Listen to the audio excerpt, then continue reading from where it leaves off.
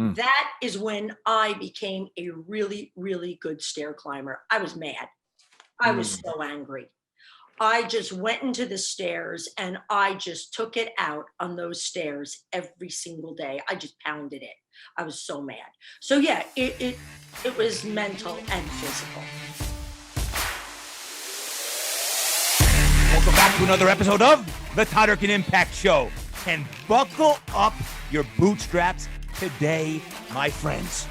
We have a very special guest who is going to blow your mind with her grit, her grace, her resiliency, her mindset, and some of the things that she does despite some massive adversity in her life. Her name is Sally Kalksma, and she's a fellow Jersey girl. Yeah, she's a Jersey girl who was introduced to me by a friend. And today's episode is one that is going to just inspire the heck out of your head, heart, and soul. Now, check this out.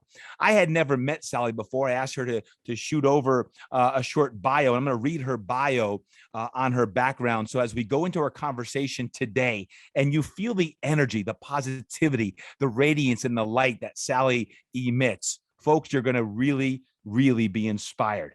And this is what Sally says. I was diagnosed with multiple myeloma, an incurable blood cancer in 2008. Like anyone diagnosed with cancer, it changes your life. This was intensified 6 months later when my husband was diagnosed with a genetic form of cancer and passed away within 8 months. At the age of 47, I was faced with being a widow, raising 3 children, going back to work full time, dealing with having cancer, and the fact that his cancer was hereditary. My new job required me to sit at a desk in an office for 8 hours a day, something I was not used to because my prior job facilitating events included one of the largest 5K races in New Jersey, which was very physical. To release the feeling of a caged animal, I would run up the stairs in my office, building every day at lunch. It was a great stress reliever, not to mention fantastic exercise for this runner who started competing at the age of 7. I first learned of stair climbing when my late husband had a short-lived office job. He would run up the stairs during his lunch break. He later became a commercial diver, salvaging all over the world. The Multiple Myeloma Research Foundation heard about my stair climbing and invited me to participate in the prestigious Empire State Building run-up to raise awareness for the MMRF. Not only did I immerse myself in the training, but I dedicated my time to raising funds for the MMRF, the Multiple Myeloma Research Foundation, as well as other organizations. Within 5 years of competitive stair climbing, I became ranked 20th overall in the world and 5th overall in the nation by the World Tower Running Association. However, as my ranking got better, my multiple myeloma got worse. In 2016, I started treatment for multiple myeloma and underwent a stem cell transplant in 2017. What brought me to stair climbing tried to take it away. I vowed I would return stronger. 4 months after my transplant, I ran a 5-mile race and then competed in a stair climb. Before COVID hit, I was back to competing in stair climbs all over the world, as well as other races, including a 200-mile relay, a 12-hour relay, and a 5K chaired by my oncologist, Dr. Edward Stapmauer of the University of Pennsylvania Hospital. I enjoy encouraging others who are going through adversity. I've appeared on numerous talk shows and radio interviews, all while training, working full-time, and supporting my 3 children who are now successful young adults.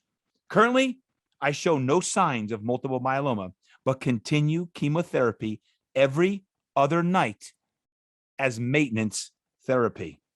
In my book, Life Gets in the Way, Powering Through Adversity with Grit and Grace, I explain how I find inspiration in obstacles and joy in overcoming them.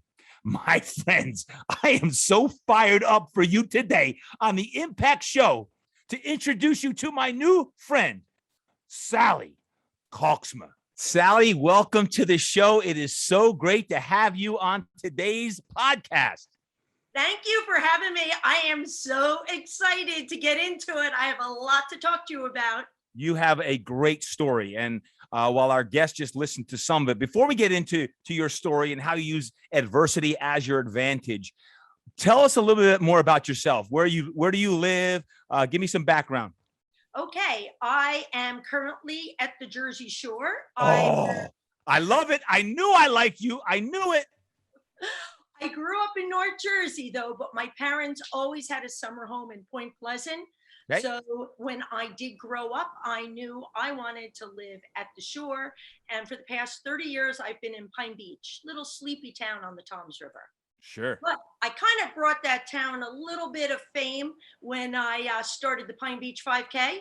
Okay. Long, long time ago. Got Right. about 1,600 runners. Okay, great. Yeah. And you told me before you started recording that your father used to coach football. Is that correct? Oh yeah. You have nothing on me, okay? I know that you played for the Great Warm Wolf, okay? Yep. Yep. My dad, Coach Sam Cavallero, head coach at Bloomfield High for over 30 years, was inducted into the New Jersey Coaches Hall of Fame right alongside Vince Lombardi. How about that one? Wow. Yeah.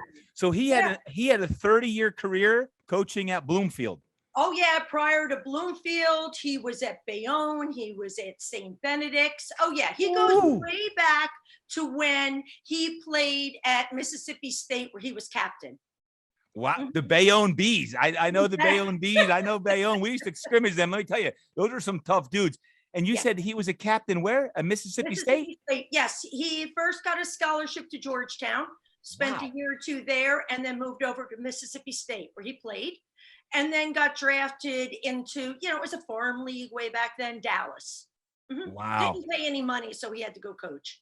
Is your pop still living? No, he's not. He passed in 88. 88. So, okay. Well, I can tell by your voice that you're still very proud of him, and that's good. That's called legacy. That's called legacy. So thank you for sharing that. I grew up sitting in those bleachers every Saturday, and if we did lose, it was a very quiet dinner. Not allowed. Listen, Sally, I know your dad was proud of you and would be proud of you. What an amazing story. I shared bits and pieces in the intro, but I want you to talk more about kind of your mission now, what you're doing. Multiple myeloma. What is it? Tell me your story, how that all came about, because here you are, you're healthy, you're married, and next thing you know, you get a diagnosis with multiple myeloma.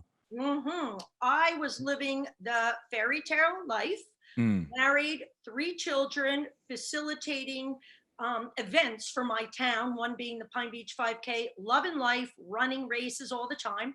Yep. And then I started to be, I would get sick all the time and I wouldn't be able to recover. I fell running and didn't know why I fell, and my running partner didn't want to run with me anymore. And finally, I got some blood work done, and it just kind of showed something was off. And they did more tests, and then it led to a blood disorder. And then from there, they had to see, okay, is it a blood cancer? Is it AIDS? Is it hepatitis? And that's when they found out it was leaning towards a blood cancer, which multiple myeloma fits in there. And they had to do the dreaded bone marrow biopsy to actually see that it is multiple myeloma, and it is cancer of the plasma cells. It's deep in your bone marrow and runs throughout your body. So this is 2008, correct? Yes, this is 2008, and I was in what was called the smoldering stage. I was very lucky. I was so in tune with my body. Being an athlete, we just know how everything in our body feels. Yep. And I really wasn't running well anymore. I didn't feel like myself running. I didn't have that spring in my step. I get injured. I couldn't recover. My times were getting so bad. And I get so mad at my late husband because he say, "Oh, you're getting old." I'm like, no one else is slowing down like that. So when you're in the smoldering stage, you don't know how long you've been in it, and you don't know how long you're going to stay in it. Okay. And that's when I was diagnosed. And I was lucky enough to find it early, because a lot of people don't find it early, and all of a sudden they break a bone or something happens to their kidneys, and then they're in stage 2. However, lucky. I knew what was going on. I went right to the best at University of Penn, and he started watching me every 3 to 6 months, my progression. I Okay. had other people tell me, oh, maybe you should start chemo now. And I'm like, no, why? I'm healthy. This doctor says to keep running, drinking, and Yeah. just watch, enjoy life. So Huh. that's what I did up until 2016. Well, stop right there for a second. Step back. 2008. You get Yeah. diagnosed. Your kids were how old at the time? At the time, they were 15 and 17, I believe. Yes. Okay. I have So 15. twins, Okay. 15, and then the 17-year-old. Okay. And what was your mindset? Here you are. You said you're living a fairy tale life. Your mindset, all of a Well, sudden you get diagnosed. Is it why me? Is it we're going to get through this? Do you go into depression? Like step back in that time frame. I'm sure there's a lot of ups and downs, but what was the overwhelming, overarching mindset at that point in your life after the diagnosis? I had to get into the best shape of my life to beat this. And that's what I did. I started watching everything I ate, drank, how I worked out, and my recovery, because that's really important for your body to rest and recover. And my body wasn't recovering like it used to. So it was very important for me to just change my lifestyle. I was already a very healthy person, Yep. but now I had to fine tune it. Yep. And what was going through my head, the first thing you think is, why me? Where was I? Did I run through some toxic wasteland? Right. Was it Port Jersey? You start thinking all this, but you can't be what if. It's done. You got to take care of it. You can't live in the past. You have to take care of it. If you live in the past, you're depressed. And if you live in the future, you have anxiety. So, you prepare for the future, but you have to work on what's going on now if you want to be Were happy. you this strong then or now what? 13 Well, years I think later. it definitely makes you stronger, Mm-hmm. but I had a lot of practice at this. Right. Okay. Unfortunately, I had a lot of practice at this because when I met my late husband, he just had a tumor. And over the course of our relationship, every couple of years, some form of cancer would come back until eventually he passed. So he had, a really strong mindset. You never saw him suffer. He wanted to enjoy every day, especially with his children. So wait, you're 47 when you get diagnosed. And then how 46 when I'm diagnosed. 46? Yeah. How much longer after you got diagnosed did your husband pass away? He was diagnosed about 6 months, and then within 8 months he passed. So about a year and a half after I was diagnosed. Shoot. So you're getting at that point in your life, you get a multiple myeloma diagnosis. A year and a half later, your husband passes away, who was probably your corner man the whole time going through this, right? Yeah. And he's now gone. You're facing another tragedy. How'd you get through that one? Well, let me tell you, when I was diagnosed, he was really mad. He's like, you're not supposed to be the one sick. I am. So, but then when he was diagnosed, it was like I just put myself on the back burner and focused on him because he declined so rapidly. Okay. Every time we went for a checkup, they cut his time in half. So within 8 months, it went from 5 to 10 years to I hope he can make it to Thanksgiving, and he passed on Thanksgiving night. Jeez. So that's how quickly his cancer, spread throughout his body. So there was no time to feel sorry for myself. I just had to take care of everything happening around me. And that was him, my children, the house, go back to work full time for the benefits and to support the family. So, I didn't go wallow in any self-pity. You just kind of put yourself in overdrive, and just say, this is what I have to do.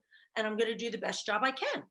And there were sleepless nights. Don't think, I was Wonder Woman or anything, I had some rough patches, but I couldn't take it out on anybody. It wasn't their fault. And I certainly wasn't going to turn to drugs or alcohol because that wouldn't help the problem. So the best thing to turn to is working out. And that's what I did. I pounded my workouts. I can hear the Jersey strong in your attitude. I can hear it. I can sense Yes. it. And I'm flabbergasted at the strength and resiliency that you showed, not only your kids, because here they are getting ready to go to college age at that point, 16 and 18, probably when your husband passes away. You're still battling and you're obviously support system. So talk about how the heck you got into stair climbing, because I know that's something that you do now. You're an elite stair climber, and you talk about using your workouts to take this out. How did you get into the stair climbing aspect of things? Okay, I call this adversity training. Mm. You take a bad situation and you make it better by working out really hard. So I go back to work full time. Very thankful for my job. Which is what? What's your occupation? I work for the Board of Elections in Ocean County, and I'm the board worker specialist. When I started, I was in data, and I sit in a basement all day, 8 hours a day, working at a computer. I never did that before. I felt like a caged animal. And I remember my late husband telling me when he had a very short-lived office job that he would get like so frustrated he would run up the stairs in Manhattan. So I would try that at lunchtime because I didn't have that much time to work out anymore because I wanted to get to my children's after school activities. You know how that is, they have lacrosse, they have tennis, then you got to go home, make dinner, do the laundry, blah, blah, blah. And I'm not one for working out too hard at 5:30 in the morning. Like I do it, but it's not like hard. I need my 2 cups of coffee. So honestly, so I would go up the stairs at lunchtime and I was like, wow, this is a really good workout. And then the Multiple Myeloma Research Foundation, they had bibs for the Empire State run-up. Okay. And they heard about my climbing. I was involved with them to raise money for research. And they asked me, and I said, sure, because I'll try anything once. Just dare me, I'll do it. I did it. And I was like, whoa, I've done everything from a 100-yard dash to a marathon triathlon. This was the hardest thing I ever did in my life. I said, I'm not doing it again. I'll help you guys next year. I'm not doing it. How many flights was it? I'll tell you the difference in that. It's floors or stories 86. Okay. Flights wrap. So flights could be two sets and then a story. Got it. The flight just goes to a landing. When people say they did 100 flights, they might have only done 50 stories. You become an expert at this. Yeah, you do. So they asked me the second year and I was like, you know what? I'm going to train. I already did pretty good for my first one. I said, I'm going to train harder and see how much better I could do. And I did a lot better. I was hooked and I started doing stair climbs wherever I could find one. I signed up for one. So there's races. There's stair climbing races? There is a whole circuit all over the world. Okay, I'm learning something here. I'm learning something. This is like interesting. This little underground, crazy, like when I tell you how I work out, it's like kind of underground, like, yeah. How many people would do a race, like a stair climbing race? Well, when I first started with the Empire, they would invite 700 people. What? And it's invite only. Now, because of security reasons, before COVID, they only would invite 200. Wow. When I did the Eiffel Tower, I think they only invited like 125. Yeah, a lot of this is invite only. But when I do Rockefeller Center, they open it to the public. Over 1,000 people show up for that. Wow. Yeah, there's a lot of nutty people in this world. Yeah. Oh, I know that. There's no doubt about that. Can I get an amen? All you mind right me there. They're like, amen all over the place. Folks, we got a new form of exercise and challenge here. It looks like, Sally, you may have to, we may have to challenge all of our mind right maniacs and fire breathing dragons to a little stair climbing race. I would like that. Bring it on. Okay. Yeah. And I could demonstrate how to do it because it's all technique. You just Wait a don't second. run up the stairs. There's a technique to this. Oh yeah. So old buildings, stairwells are narrow. They're not built to code. Yep. Okay. They could be pretty steep again because they're not built to code. So if it's narrow, you could grab the handrail. Oh, like yeah, this. absolutely. I feel you. Use your upper body. You got to use the upper body. Now, sometimes you can pull like this, or you could go like that. Okay. When you get to that landing at the flight, Yep. you put the inside foot down, you grab that railing on the next flight, and you propel yourself around like a slingshot. Okay. You want to save time on that landing. Is this full contact stair climbing? Like if someone was coming from behind me and wanted to pass, can I like give my little with my tush? I can block them out a little bit. Is it like, what's the rule on that? Well, what they do is, before I get to that, I'll tell you the other thing. If the stairwell is too wide, Yep. you do a hand over hand on the inside rail. Okay. This is the sport of stair climbing. This is it. Tower running, stair climbing. Now, what they do so the stairwell doesn't get too congested, they have the elites go off first. Okay. So you pretty much know in the whole stair climbing world who's the fastest when they're invited, and they get the number one bib. Yep. And it's usually the first elite men and then the first elite women and then the open. So you're not really passing too much. Right. And these people, so most of them would say, hey, I'm coming up, they'll step to the side. Now, when you're doing one where they didn't really start people the way they should, right? Little, like, it gets a little like a Jersey driver would get a little cray.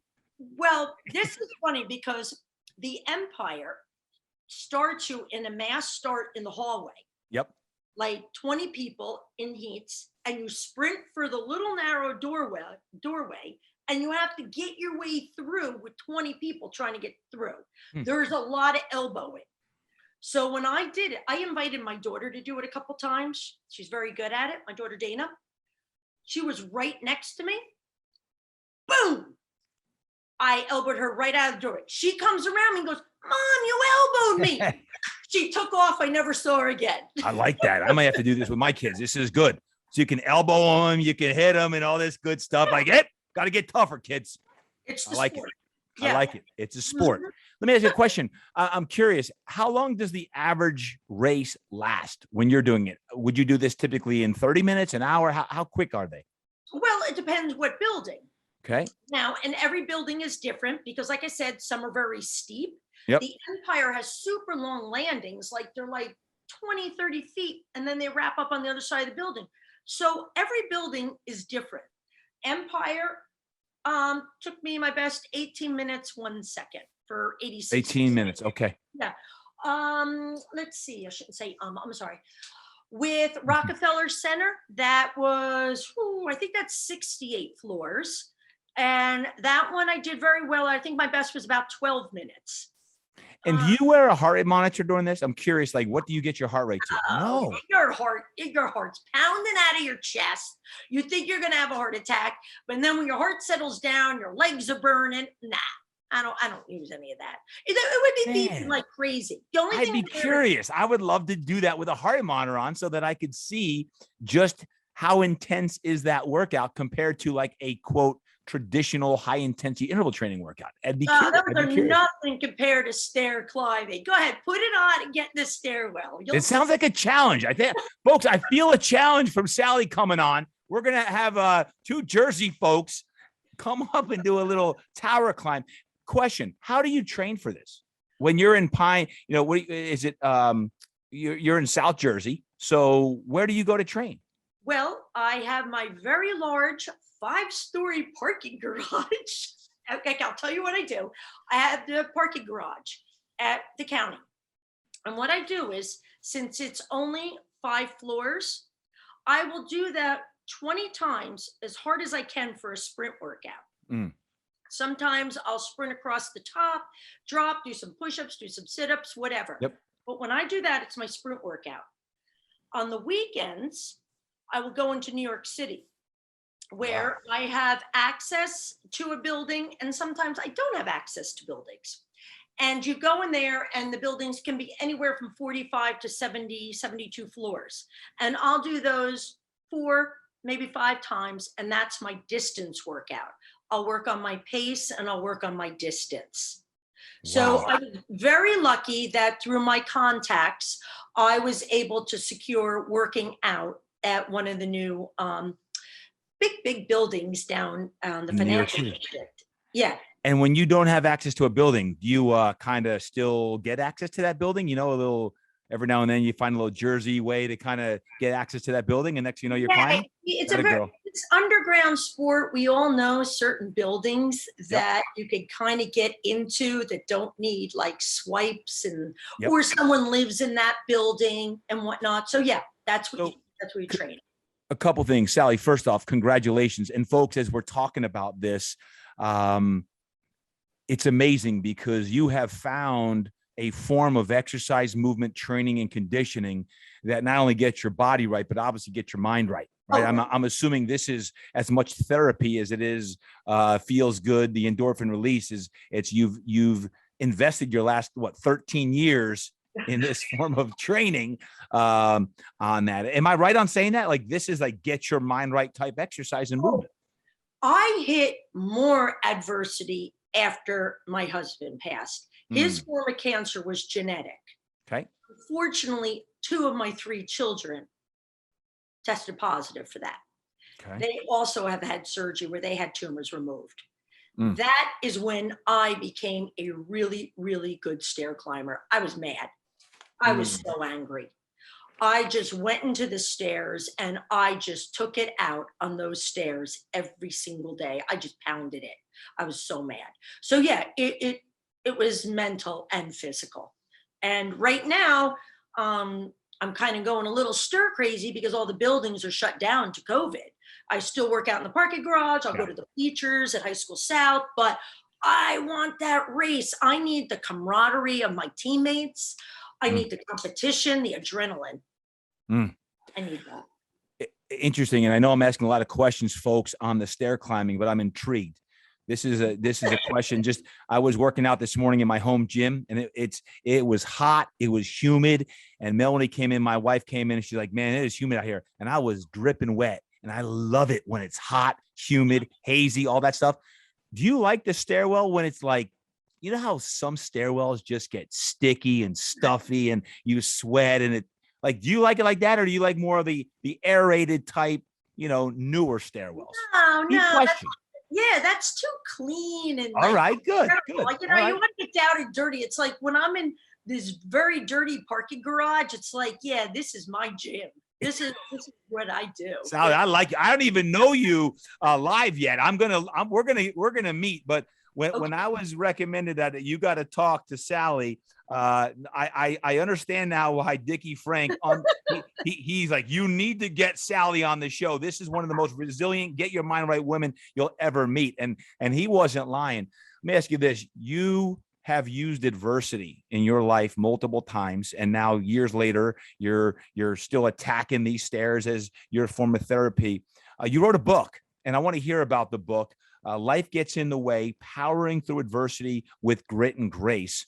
What inspired you to write the book in the first place? Because just because you had multiple myeloma doesn't mean, hey, I'm going to write a book. Or was it? What was the reason why you wrote that book?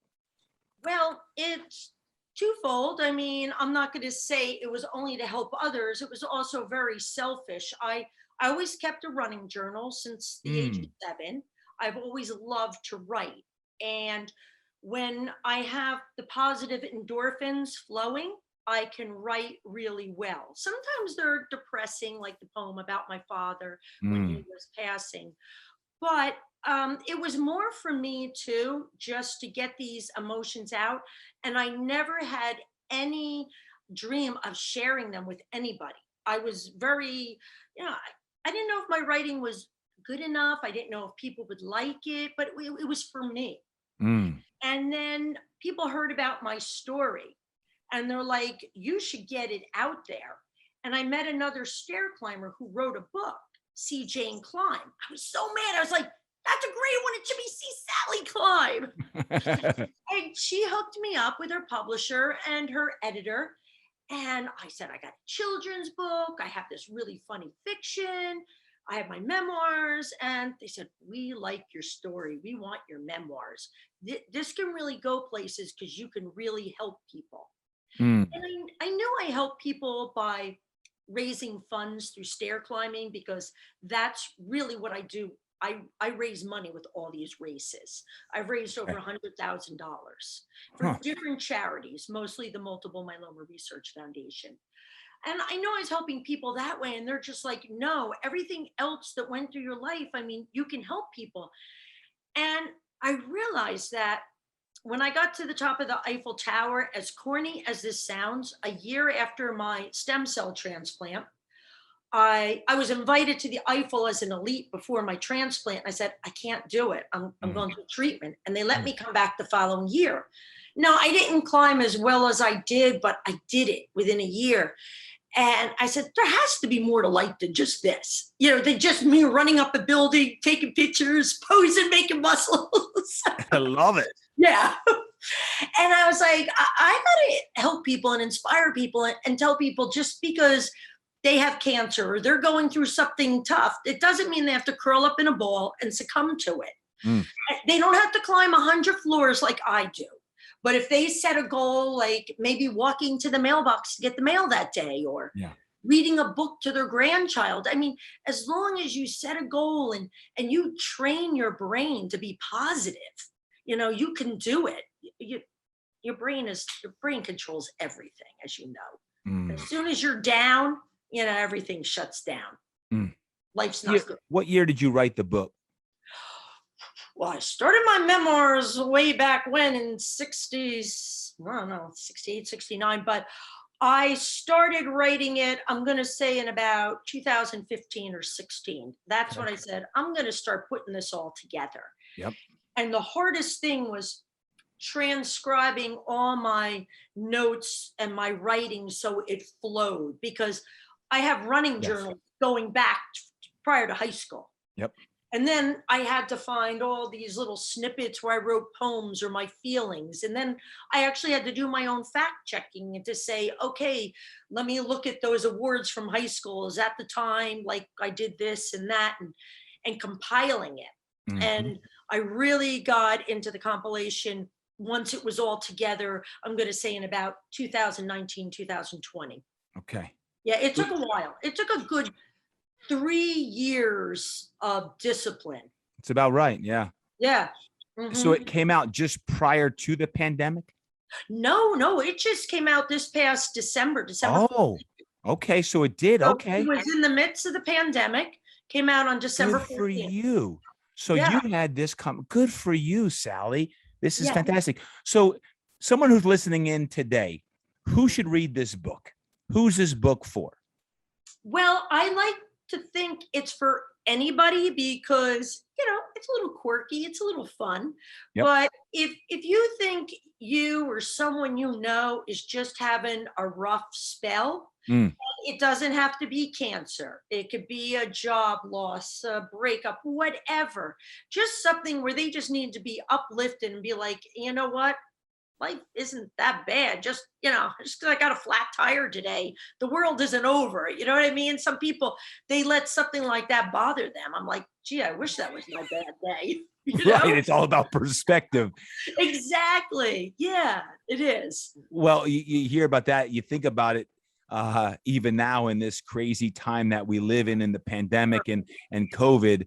I don't know if there's anyone listening in that doesn't have challenges, correct? Like Exactly. everyone's got obstacles. Everyone has adversity, some Yeah. smaller than others, some bigger than others. But can I get an amen, all you mind right maniacs listening right now? Just listen to the title once again. Life Gets in the Way, Powering Through Adversity with Grit and Grace.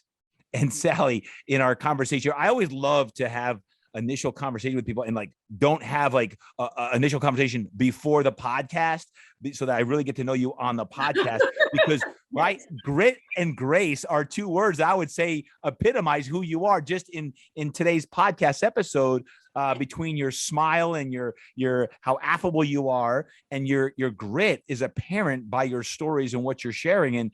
And folks, we all have adversity. We all going through some times that are empty or lonely, or you're feeling lost. And Sally, your life epitomizes this between what you've battled and the loss of your husband. How is your health now? My health is pretty good. I have to Okay. say, I do take chemotherapy every other night. I take a pill, Wait, chemo. I was taking it every night, but the side effects were getting a little too much for me. My doctor looked at all my levels and he decided that he could cut it back to every other night. for how long have you been doing that? I've been on chemo for 5 years now, straight. Oh my goodness. You are my new hero. No, come on, we're all getting old. We're all on something. Somebody's on heart medicine, somebody diabetes. I'm on chemo. That's what keeps me going. I mean, I might be like, folks, get her book. Get the book. I'm serious. So, are you on social media? Do you use Instagram, Facebook? Tell me what that is. Instagram and Facebook, and I have a website, sallykalksma.com. Yep. What is your Instagram? Sally Kalksma. Okay, folks, I'm going to put that in the show notes, but I want you to follow Sally, because you think about that. She just said she's been taking chemotherapy every other night for 5 years. Now, some of you, we've been battling this pandemic for a year and a half, and it seems like 5.5 years, but it's been a year and a half, right? And here's Sally since 2007, 2008, when she was first diagnosed. That's 13 years. You've been battling and dealing with this for 13 years, and the loss of your husband and everything you're going through, and you still show up to work. You got a smile on your face. You're raising money for the foundation, and you still prioritize your health. Like you said, some days I want to go to the mailbox. Some days you're climbing. You drive an hour and a half to New York City to go sneak into a tower so you can go do some tower climbing. I like that. I happen to like that. So what's keeping you going? Why do you do this? What's inspiring you? Who's inspiring you? I'm so intrigued with this conversation today. I love it. Okay. My family is what keeps me going. My 3 kids. I mean, I was afraid to release the book because there's some crazy little things in there. I was like, what are my children going to think? I have these 3 really smart kids. I was like, what are they going to think? They all liked it. They were all so proud of me. And I always want to keep making them proud. I love that. I also want to just keep helping people and raising funds because medicine is getting better and better and better. I think that my children shouldn't be afraid to pass this gene on because medicine is just evolving. And if we keep raising research funds, we're there. It doesn't have to stop with us. It's going to keep evolving. Sally, I'm curious when you say you didn't want to share some stories in the book because you were afraid of what your kids might think. Are you now glad that you shared those stories? Because in being totally vulnerable and sharing those stories, that the book is going to impact more people than ever before? Yeah, I don't have any regrets about anything I put in there. Yeah. And I know my daughter was like, Mom, why did you say you did those drugs? And it's like, hey, it was the 80s. Okay. I don't do it now, but it was the 80s. But what I find is when you're real and people see that, you're not perfect, or you've got pain, or you're going through a battle that no one sees, when you can share that, now all of a sudden you're just being you. And when you're just being you, you're showing up as beautiful, and people accept you for who you are, and you don't have to pretend to be someone that you're not. No. And I can talk about, the crazy relationships I had after my husband passed. I didn't know how to date. I didn't know what to do. Yeah. I was with my husband for, close to 30 years. I didn't know. So, I talk about dating, like, am I supposed to kiss the guy? And then, first date and getting involved with some guy who was a little too aggressive mentally and physically. I'm like, I don't need that, and I talk about those things too, because it's real. It is real. And you shouldn't have to be, ashamed of it. You learn from your mistakes. I certainly have. So, yeah. Let me ask you this. If there's someone listening in today that's dealing with some adversity in some way, and I know most people are, but maybe they were just diagnosed with cancer. Maybe they have chemotherapy treatments that they're going through, like people I know right now. Maybe they've had COVID, or someone in their family has COVID, or they got recently laid off from a job, or they're facing a relationship issue or a financial challenge. Someone's facing that. What 2 or 3 pieces of wisdom that would you give them to say, you got this, you'll get through it? A little bit of Sally, grace, and grit. What would it be? One, don't give up. Never, ever give up. Okay. I like to tell people I had multiple myeloma. It never had me. Stay positive. That is very, very important.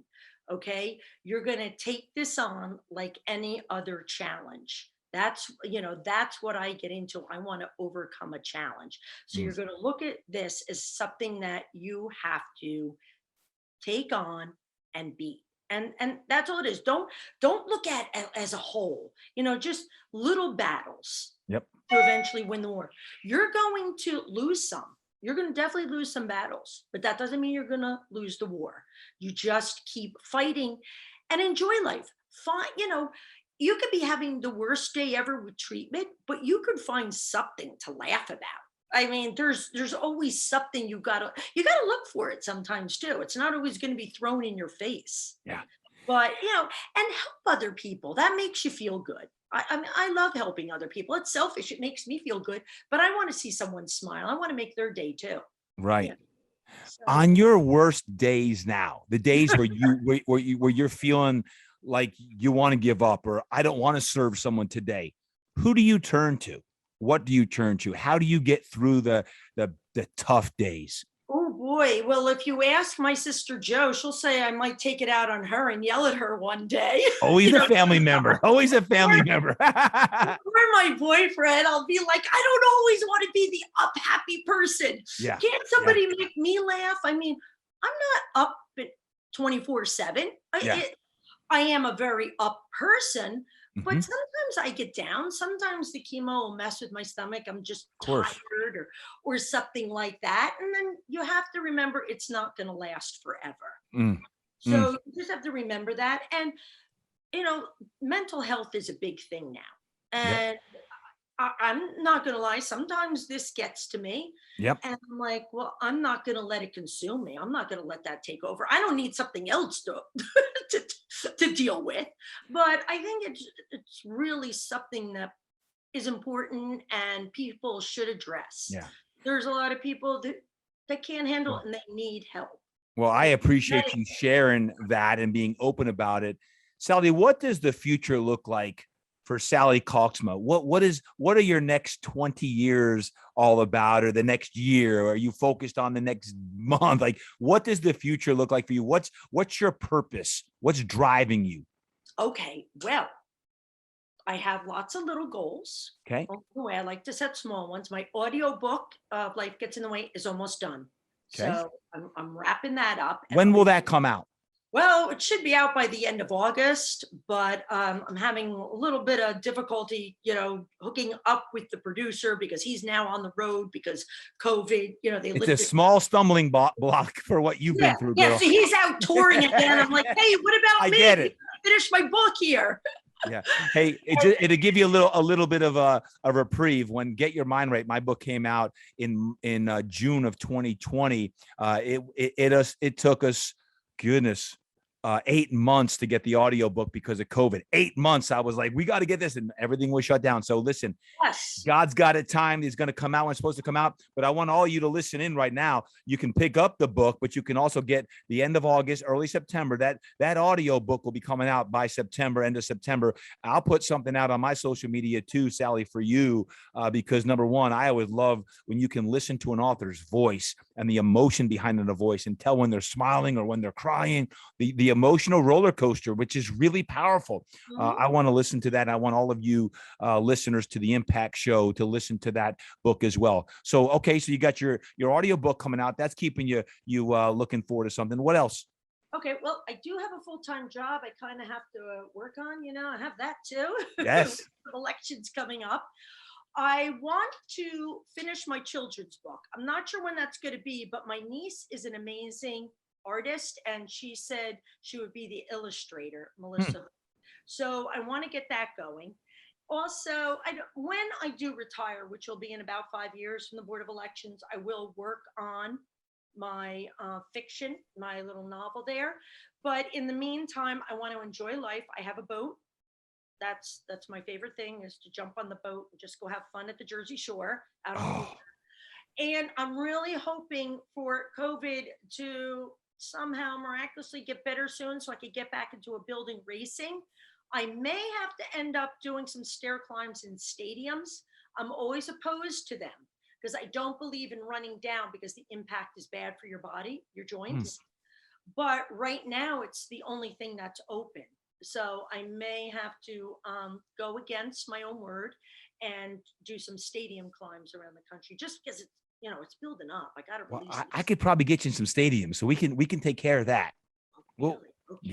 yeah, absolutely. A little higher than High School South, those Yeah, bleachers. although Okay. that brings back good memories over the high school south playing those Indians. When you say you don't like coming down, well, when you go up the stairs in a stairwell, how do you get down? Always take the elevator. Wow, I You like this sport even more. You race only from the lobby to the top. Sometimes you'll do a loop around the top if they have room up there, but you never go down. That's Wow. dangerous. You know that. Folks, I might have a new sport. I might have a new sport coming up here in 2022. Sally, we may meet in a stairwell, and if you're a Jersey girl, I know you play tough in the stairwell. So watch out if you hear me breathing down your throat on that. That is fantastic. Last question. This is the Impact Show, and impact to me is legacy. What does the word impact mean to you, and what's your legacy going to be? Wow, that's a tough one. You could have told me you were going to ask me this, so I could have rehearsed it. Nah, you don't want to rehearse it. That's not life. You're right. Impact. Well, positivity. I hope that I can make a positive impact on everybody I meet. Sure, not everybody's going to like me. I know that. But you want to walk away and them say, wow, she was nice. Wow, it was nice talking to her. I always, whenever I meet somebody, I try to find something out that I can learn from them Wow. in the future. Yep. And I hope that I could do that with other people, that they could say, you know what? She inspired me to do this. Wow, she made me a better person by doing that. And that's what I hope people will look back and think someday. Wow. One more time, your Instagram or social media, or how someone could follow you. Can you just share those details, please? Sure. Sally Kalksma, SallyKalksma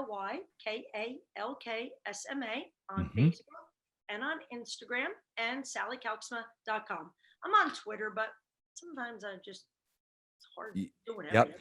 And also, you had mentioned the Multiple Myeloma Research Foundation. Yes. On your website, you have links if someone wanted to sponsor a tower run that you're going to be doing on that. Yep, fantastic. Absolutely. And all the crazy races. Like right now, I can't race. So right now, I took on the leukemia lymphoma, because they handle all blood cancers, their challenge of 25 push-ups a day for the month of August. Okay. Now, 25 push-ups a day isn't much. At least, I don't want to brag. It's not much for me. So what I did is I'm doing one arm push-ups. That's my challenge for the month of August. And wait, you're doing a 25 one-arm push-ups? Yeah.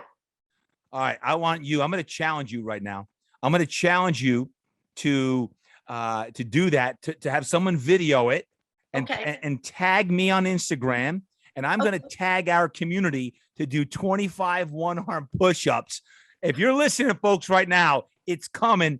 Sally Kalksma is doing the 25 one-arm push-up challenging, and I'm gonna see it, and she's gonna challenge me. So you don't have to do it now. You don't have to do it now. I want you to do it on Instagram.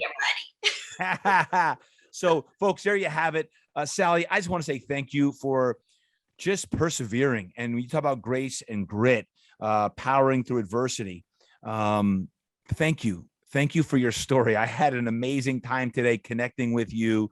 And folks, pick up the book. Life Gets in the Way, Powering Through Adversity with Grit and Grace. I'm assuming you get it on Amazon, correct, Sally? Yes, Amazon. You can go to my website, sallykalksma.com. There's a link right there. Or you could just go to Amazon. You can go to Barnes & Noble. here it is. Me I running love it. I upstairs. love it. I Yes. love it. I love it. So proud. Sally, thank you so much for joining me today on the Impact Show. If I could ever help you beyond this, I consider you a friend for life. Man, you're a fellow Jerseyite. I'm gonna look into these tower challenges, and we're gonna do a tower challenge in the near future. Oh, that's great. Right after our one-arm push-up challenge there, right? After that, that's here in Okay. August. We're gonna make it happen. Sounds good. All right, Thank God you. bless you, girl. Keep up the great work. Thank you. Wow. Oh, wow. Was that a lot of fun? Folks, Sally Kalksma.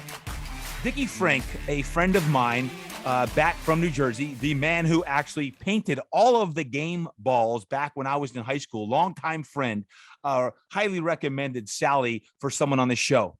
I want to say thank you to each and every one of you. If you ever have someone inspiring that you would like me to feature on the Impact Show, please pass it on to me. Let me know. I read every email, text, DM that y'all send me on over.